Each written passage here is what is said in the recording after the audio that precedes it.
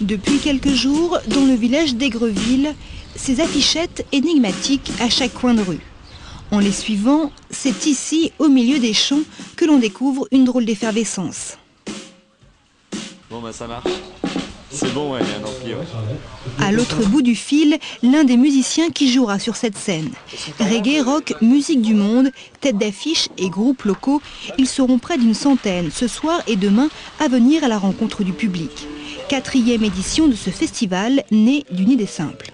Nous sommes d'un village qui s'appelle Nonville et où il n'y s'y passe pas grand chose, et comme dans tous les villages ça manque beaucoup de culture, et donc on s'est dit que plutôt que ça coûte cher à tout le monde de monter sur Paris ou dans les grandes agglomérations, on allait faire venir les artistes chez nous.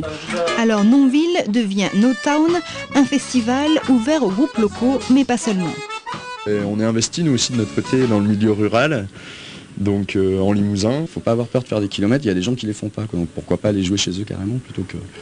Enfin voilà, s'ils ne viennent pas à nous, autant aller à eux, quoi.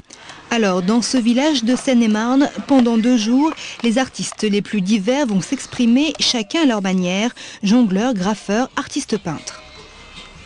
L'objectif de No Town, c'est de faire connaître des gens qui sont en train de travailler, et voilà, donc par exemple Tom Tom là-bas, il est en train de travailler, au même titre que moi. Bénévolat et bonne volonté restent aujourd'hui les ingrédients indispensables pour que ce festival existe, et il fait son chemin. En 4 éditions, il a accueilli près de 4000 spectateurs.